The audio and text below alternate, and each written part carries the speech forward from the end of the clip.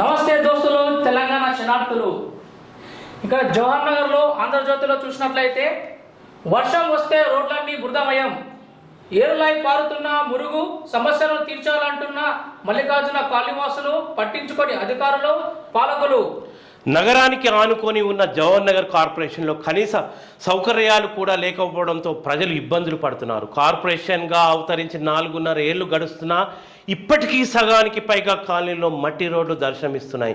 50కి పైగా కాలనీల్లో CC road పనులు కూడా చేపట్టలేదు. ఇలా అధికారులకు ఎన్నిసార్లు చెప్పినా పట్టించుకోలేదని ఇవాళ జవహర్ నగర్ వాసులు మండిపడుతున్నారు. చెరువులను తలపిస్తున్న రోడ్లు చూడొచ్చు, ఇక్కడ చెరువులను తలపిస్తున్నటువంటి రోడ్లు మనం ప్రత్యక్షంగా చూస్తున్నాం. చెరువులను తలపిస్తున్న రోడ్లు గత నెల రోజుగా మల్లికార్జున నగర్తో పాటు పలు కాలనీల్లో రోడ్లు చెరువులను తలపిస్తున్నాయి. గతంలో ఎప్పుడు వేసిన అండర్ గ్రౌండ్ డ్రైనేజీ పైప్లైన్ సామర్థ్యం తక్కువగా ఉండడంతో మ్యాన్ హోల్ నిండి మురుగు నీరు ఎప్పుడు రోడ్లపైనే పారుతూ ఉంటుంది. దీనికి తోడు వర్షాలు ప్రారంభం కావడంతో మురుగు సమస్య రెండింతలైంది. మరోవైపు మురుగును తమ వైపు వస్తుందని కొందరు రోడ్డుకు అడ్డంగా మట్టిపోయడంతో మురుగునీరు పోయేదారి లేక చెరువుల్లా దర్శనమిస్తున్నటువంటి పరిస్థితి. వర్షాకాలం వచ్చిందంటే జవహర్ నగర్లో మొత్తము నరకమే ఉంటుంది. మొత్తం 50కి పైగా కాలనీలో సీసీ రోడ్లు, యూజీసీ పైప్ లైన్ వేయాల్సి ఉంది. అసెంబ్లీ ఎన్నికలు ముగిసినప్పటికీ నుండి ఇప్పటి వరకు ఎక్కడ అభివృద్ధి పనులు జరగడం లేదు. దాంతో వర్షాకాలం ప్రారంభం నుంచి చాలా కాలనీల్లో రోడ్లపైన పారుతున్న వరద నీరు, దాంతో పాటే పారుతున్న మురికి నీళ్లు. ఇక్కడ మన మున్సిపల్ కమిషనర్ ఏమంటుండో చూద్దాం. సమస్య పరిష్కారానికి చర్యలు తీసుకుంటాం. మల్లికార్జున నగర్ మురుగునీరు సమస్య అధికంగా ఉంది. యూజీసీ పైప్ లైన్ మార్పుతోనే సమస్య చాలా వరకు పరిష్కారం అవుతుంది. రోడ్లపై మురుగునీరు నిలవకుండా తగిన చర్యలు తీసుకుంటాం. వీలైతే త్వరగా పరిష్కారం చేస్తాం అని తీసుకుంటామని అంటున్నారు, కానీ పరిష్కారం అయితే ఇవాళ ఇంకా కాలేదని చెప్పాల్సినటువంటి పరిస్థితి ఉంది. అడుగు తీస్తే అడుగు వేయలేమని కాలనీ వాసులు ఇక్కడ ఆవేదనతో కూడుతున్నటువంటి ఒక వాళ్ళు చెప్తున్నారు. రాజు మల్లికార్జున నగర్ నుంచి ఏమంటుండంటే, అడుగు తీసి అడుగు వేయలేని పరిస్థితి. మురుగునీరు రోడ్లపైన పారుతుండడంతో దోమలు విజృంభిస్తున్నాయి. ఇప్పటికీ కాలనీలో చాలా చోట్ల అడుగులు తీసి అడుగు వేయలేని పరిస్థితి నెలకొని ఉంది. దోమలతో రోగాల బారిన పడకుండా అధికారుల చర్యలు తీసుకోవాలని మురుగునీటి సమస్య పరిశీలన రాజు మల్లికార్జున నగర్ కాలనీ వాసులు అంటున్నారు. వాస్తవంగా జవహర్ నగర్ అంటేనే ఒక స్లమ్గా ఇది ఉంటుంది. అత్యధిక జనాభా కలిగి అత్యధిక స్లమ్స్ ఈ జవహర్ నగర్లో ఉన్నాయి. వాస్తవంగా మిగతా కార్పొరేషన్ల కన్నా మున్సిపాలిటీల కన్నా జవహర్ నగర్ పరిస్థితి భిన్నమైనటువంటిది. ఇక్కడ డంపింగ్ యార్డ్ ఉంది. డంపింగ్ యార్డ్ ఇక్కడ ప్రజల పాలిట ఒక గుదిబందగా ఉంది. దీంతో ప్రజలు సమస్యల్లో చిక్కుతున్నారు. వానాకాలం వచ్చిందంటే జవహర్ నగర్లో నరకం చూడాల్సిందే. ఎందుకు అంటే వానాకాలం రాగానే రోడ్లన్నీ మురుగు నీరుతో, లాబెటరీ నీళ్ళతో, తర్వాత వర్షపు నీరుతో మురికిమయంగా మారి దోమలు మొత్తం చాలా ఇదై మొత్తం ఇక్కడ కాలనీవాసులు రోగాలతో బాధపడే పరిస్థితి, తమ సంపాదనలో అత్యధికం హాస్పిటల్ పాలు చేసేటటువంటి పరిస్థితి మనం గతంలో చూసినాము. డెంగ్యూ లాంటి జ్వరాలతో ఎందరో మృత్యుబాట పడి అనేక బాధలు పడే పరిస్థితి జవహర్ నగర్లో ఉంది. జవహర్ నగర్కు ప్రభుత్వం ఒక ప్రత్యేక దృష్టి కేటాయించి ఇక్కడ అదనపు కష్టాలు జవహర్ నగర్ ప్రజలు మోస్తున్నారు.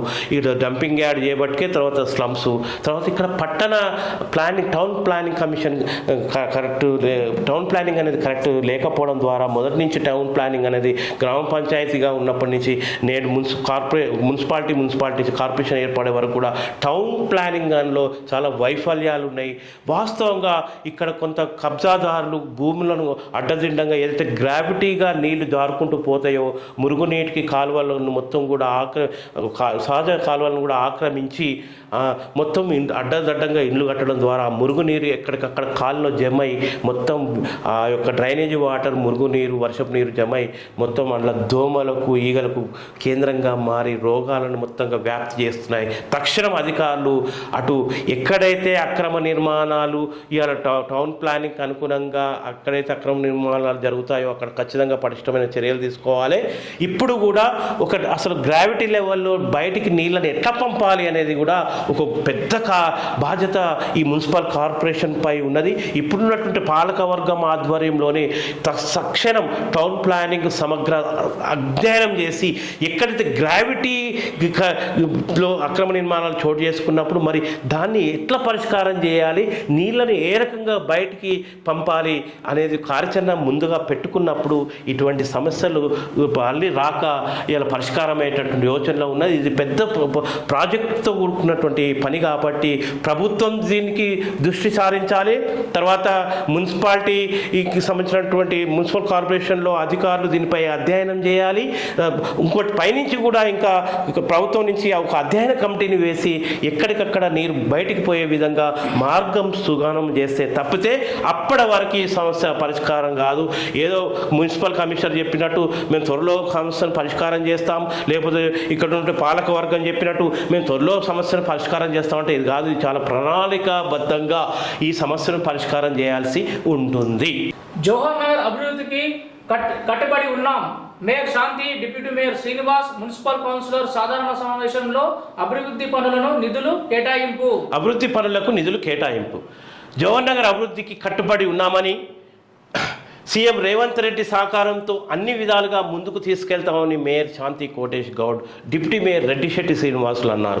బుధవారం Jawahar Nagar municipal corporation mayor Shanti అధ్యక్షతన మున్సిపల్ సాధారణ కౌన్సిల్ సమావేశం నిర్వహించారు. ఈ సమావేశంలో పలు కీలక అంశాలను చర్చించి తీర్మానం చేశారు. జవహర్ నగర్ మున్సిపల్ పరిధిలోని బోర్ మోటార్స్ రిపేర్లకు రూపాయలు 5 లక్షలు, అండర్ గ్రౌండ్ డ్రైనేజీకి పనులకు రూపాయలు 10 లక్షలు, సీసీ రోడ్డు ప్లాన్ వర్క్లకు 5 లక్షలు నగర సంస్థ సాధారణ నిధుల నుండి ఖర్చు చేయాలని తీర్మానం చేశారు.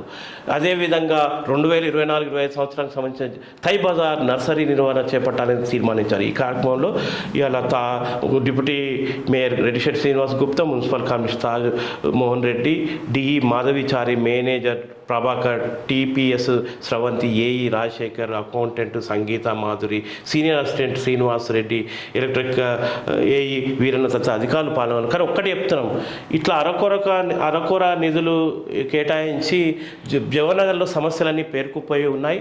తీవ్రమైన సమస్యలతో కొట్టుమిట్టాడుతూ ఉంది.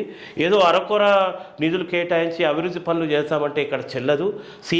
సీఎం రేవంత్ రెడ్డి దృష్టికి ఈ ప్రత్యేకంగా డంపింగ్ యార్డ్ బాధిత జవహర్ నగర్ కాబట్టి ఇక్కడ ప్రజలు తీవ్రమైన కష్టాలు అనుభవిస్తున్నారు కాబట్టి ప్రత్యేకంగా రేవంత్ రెడ్డికి దృష్టికి ఇక్కడ ఉన్నటువంటి కాంగ్రెస్ పార్టీ జిల్లా ఇన్ఛార్జ్ కావచ్చు తోటకూర వజ్రేష్ యాదవ్తో పాటు ఇవాళ ఉన్నటువంటి హరివర్ధన్ రెడ్డి, తర్వాత ముఖ్యమంత్రి రేవంత్ రెడ్డి దృష్టికి ప్రత్యేకంగా తీసుకొని వెళ్ళి ఒక ప్రత్యేకమైనటువంటి ఒక ప్యాకేజీ జవహర్ నగర్కి ఇస్తేనే సమస్యలకు నిలయంగా మారిన జవహర్ నగర్ను మంచిగా చేయాలి, మంచి మార్గంలో నడపాలంటే మాత్రం అభివృద్ధి చేయాలంటే ప్రత్యేక ప్యాకేజీ ముఖ్యమంత్రి రేవంత్ రెడ్డి దగ్గర పర్మిషన్ తీసుకొని ఆ ప్యాకేజీని కేటాయిస్తే తప్పితేనే జవహర్ నగర్ అభివృద్ధి చెందుతుంది. కానీ ఇట్లా అరకొర నిధులతో మాత్రం ఏమాత్రం అభివృద్ధి చెందదు. సమస్యలు ఎప్పటికప్పుడు పేరుకుపోయి ఇంకా ఇక్కడ ప్రజల యొక్క ఆరోగ్యాలతో చెలగాటమాడేటువంటి పరిస్థితి వస్తుంది.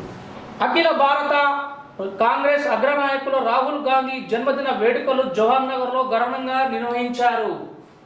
నిర్వహించారు. బుధవారం బాలాజీనగర్ అంబేద్కర్ చౌరస్తాలో మేయర్ దొంతగాని శాంతి కోటేష్ గౌడ్, తర్వాత కోటేష్ గౌడ్, డిప్యూటీ మేయర్ రెడ్డిశెట్టి శ్రీనివాస్ సమక్షంలో భారీ కేక్ కట్ చేశారు.